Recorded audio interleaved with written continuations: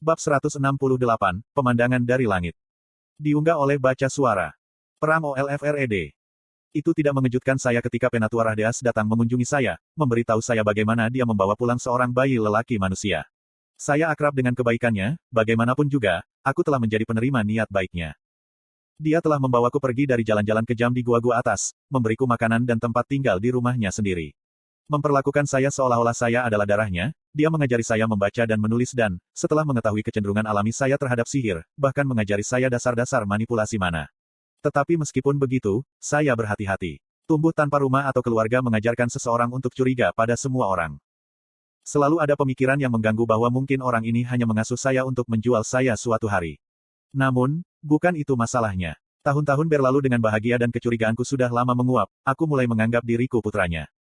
Setelah lulus sebagai salah satu Conjurer's Top di Earthbound Institute, yang terletak di ibu kota Vildoral, saya telah dipilih menjadi salah satu peserta pelatihan untuk menjadi penjaga keluarga kerajaan. Orang-orang Greyshunder tamak dan memandang rendah seluruh ras mereka, selalu tidak puas dengan bagaimana mereka dianggap, lebih rendah daripada manusia dan elf. Tetapi saya melayani raja dan ratu dengan setia dan dengan rasa hormat tertinggi, itu yang diajarkan Rahdeas padaku. Setelah puluhan tahun melayani keluarga kerajaan dengan setia, pembicaraan tentang memilih dua tombak berikutnya terungkap dan saya telah menjadi salah satu kandidat. Pada awalnya, saya berencana untuk keluar dari turnamen pribadi, jika saya ingin hidup saya terikat pada seseorang, itu tidak akan berarti siapa-siapa selain Rahdeas. Rahdeas telah menghormati keputusan ini sampai hari ia membawa pulang bocah yang dinamai Elia.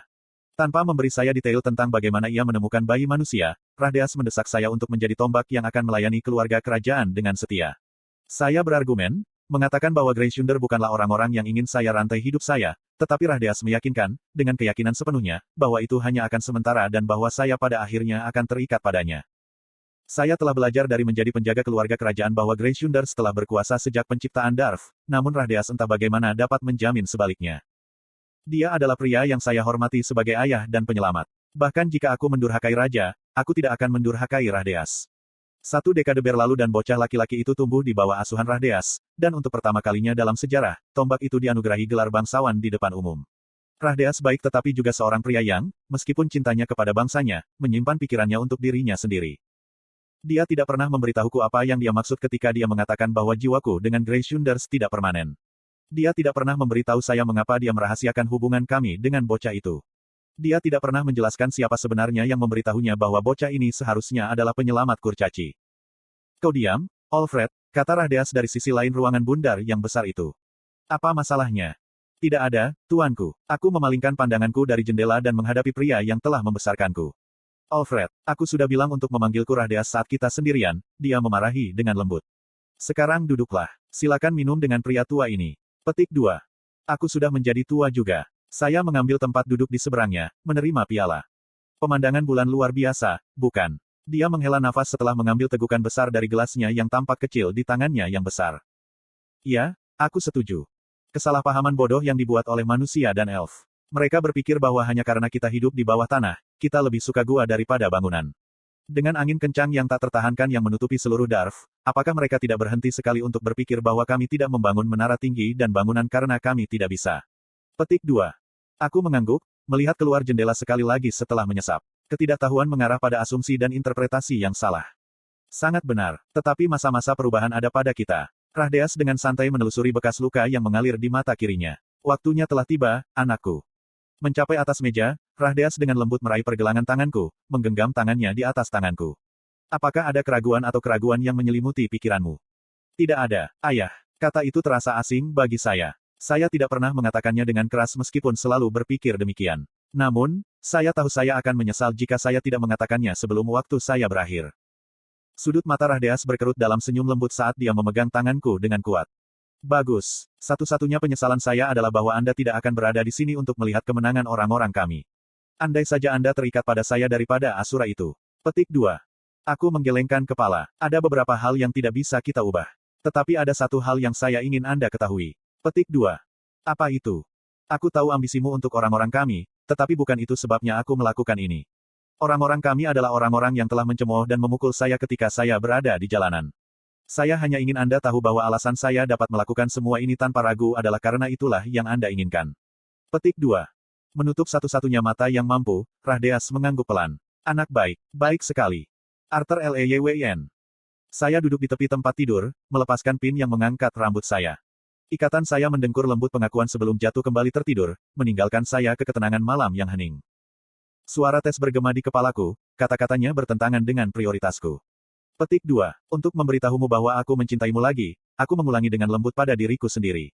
Hanya ada beberapa hal yang benar-benar saya inginkan dalam hidup ini. Itu bukan ketenaran, kekuasaan atau kekayaan, saya memiliki itu dan banyak lagi selama kehidupan saya sebelumnya. Apa yang saya inginkan, dan alasan mengapa saya berperang dalam perang ini, adalah untuk menjadi tua dengan orang-orang yang saya cintai, sesuatu yang tidak dapat saya lakukan sebagai Grey. Untuk itu, saya bersedia melawan musuh, Asura atau tidak. Apa yang membuat saya kesulitan berjuang adalah godaan untuk membuang segalanya. Ada saat-saat ketika saya ingin melarikan diri ke tepi bis Glades bersama Tess dan keluarga saya. Keserakahan terus-menerus mempertanyakan setiap langkah saya. Ini bukan perangmu, Arthur. Kaki Anda hampir lumpuh dan Anda memiliki bekas luka di seluruh tubuh Anda, apakah kamu belum cukup? Anda berjuang untuk orang-orang Anda lagi. Anda melakukan itu dalam kehidupan terakhir Anda dan mencari di mana itu membuat Anda. Sambil mendesah, aku menyadari mengapa aku terus mendorong Tess pergi, memberikan alasan atau jawaban bundaran untuk kencan selanjutnya. Saya takut. Saya takut jika saya membiarkannya masuk, keserakahan saya akan menjadi tidak terkendali, bahwa saya akan membuang di Caten untuk menyelamatkan beberapa yang benar-benar saya cintai. Waktu terus berlalu sementara aku tenggelam dalam pikiranku dan pada saat aku sadar, matahari yang terbit, menutupi di bawah awan, telah memberi langit warna oranye. Melepaskan pakaian mewah yang telah saya kenakan sejak acara tadi malam, saya mengenakan kemeja dan rompi yang nyaman, menyelipkan ujung celana saya ke sepatu bot saya sebelum mengenakan jubah tebal di atas bahu saya. Sudah waktunya untuk pergi, si level. Mata kuning cerah Sylvie berkibar terbuka. Sambil melompat dari tempat tidur, dia berjalan di sampingku, mengawasiku saat aku dengan hati-hati menggunakan perban khusus untuk menyembunyikan bekas luka besar di leherku. Saya siap.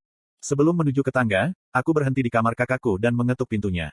Ellie, ini saudaramu. Pintu terbuka, menampakkan saudara perempuanku di pertengahan menguap, rambutnya keriting di satu sisi dan rata di sisi lain. Di belakangnya, berbaring di perutnya di samping tempat tidur, adalah Bu. Dia mengintip kami dengan satu mata sebelum kembali tidur. Saudara, apa itu? Dia berhenti di tengah kalimat, menatap pakaianku. Kamu akan pergi lagi. Sudah. Aku memaksakan senyum yang tidak cukup di mataku. Aku akan segera kembali. Aku menarik adikku ke dalam pelukanku. Kamu tidak harus segera kembali, cukup kembali hidup-hidup. Dia meremasku erat sebelum menarik diri. Ellie berlutut dan melakukan hal yang sama pada ikatanku sebelum bangkit kembali. Adikku tersenyum lebar tetapi air mata sudah mulai mengalir di sudut matanya. Aku mengacak-acak sarangnya dari rambut abu-abu. Saya berjanji. Berjalan menuruni tangga, saya disambut oleh Mika yang riang gembira dan Alfred yang berwajah tegas di depan koridor yang menuju ruang teleportasi. Si kurcaci tua dan kasar, yang naik ke pundakku meskipun postur tubuhnya yang lurus, segera berbalik dariku pada saat kedatanganku dan menuju ke aula. Kita akan bepergian dengan penerbangan daripada melalui gerbang. Jenderal Mika, di sisi lain, berjalan santai di sisiku. Dengan senyum di wajahnya yang kecil dan lembut, orang akan berpikir bahwa dia sedang menuju piknik. Mika bersemangat akhirnya pergi misi denganmu, katanya ketika kami mengikuti di belakang Jenderal Alfred. Tombak lain berbicara tentangmu, meskipun tidak semuanya baik. Apakah kamu selalu menyebut dirimu sebagai orang ketiga? Saya bertanya. Sebagian besar waktu, mengapa? Apakah itu membuatmu jatuh cinta pada Mika? Dia mengedipkan mata. Mika mungkin terlihat seperti ini tapi Mika agak terlalu tua untukmu. Sayang sekali, kataku, tidak bisa membantu sarkasme keluar dari suaraku. Ayo cepat, waktu yang dihabiskan untuk perjalanan ini berarti waktu yang dihabiskan jauh dari pertempuran yang sudah ada. Jenderal Alfred menyala ketika tentara yang berjaga di depan ruang pendaratan mengayunkan pintu terbuka. Para seniman dan pekerja di dalamnya menjatuhkan apapun yang mereka lakukan dan memberi hormat setelah kedatangan kami. Namun, satu orang berjalan ke arah kami dengan senyum polos. Penatua Rahdeas, Jenderal Alfred menyapa, membungkuk dalam-dalam sementara Mika dan aku mencelupkan kepala kami. Tombak, senyum Rahdeas semakin dalam, bekas luka mengalir di mata kirinya yang melengkung. Maaf permisi saya hanya ingin mengirim Anda semua secara pribadi. Petik 2. Ini suatu kehormatan, Jenderal Alfred menjawab. Rahdeas berjalan ke arahku, menatapku diam-diam dengan matanya yang lelah. Ketika dia tersenyum kepada saya tidak bisa menahan diri untuk berharap orang ini bukan pengkhianat, bahwa saya telah mencurigainya secara salah. Saya masih menyesali kenyataan bahwa saya tidak dapat melindungi Elia, dan bahkan pikiran untuk menganiaya dan akhirnya membunuh orang yang telah mengangkat teman saya seperti darahnya sendiri meninggalkan rasa pahit di mulut saya. Rahdeas meletakkan tangan besar dengan lembut di lenganku.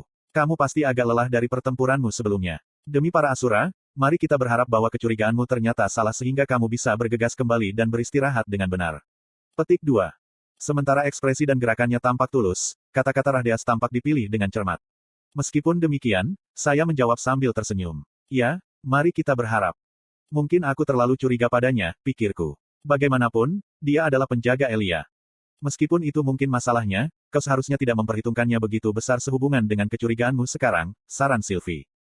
Melepaskan lenganku, Rahdeas memberikan satu anggukan yang lebih bermakna pada tombaknya sebelum berjalan menuju bagian belakang ruangan. Alfred memimpin jalan ke pelabuhan di sisi lain ruangan besar itu. Kami siap berangkat. Jangan terbang di bawah awan. Petik 2.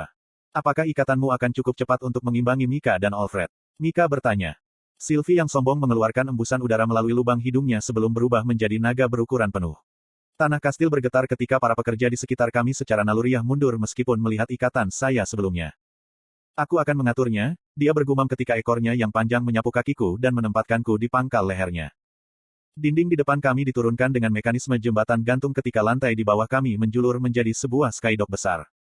Segera saya hampir terlempar oleh angin melengking yang menghantam tubuh besar Sylvie. Sementara atap dan beberapa teras dilindungi oleh penghalang mana yang transparan, kami dihantam dengan kekuatan penuh angin di ketinggian lebih dari 20.000 kaki.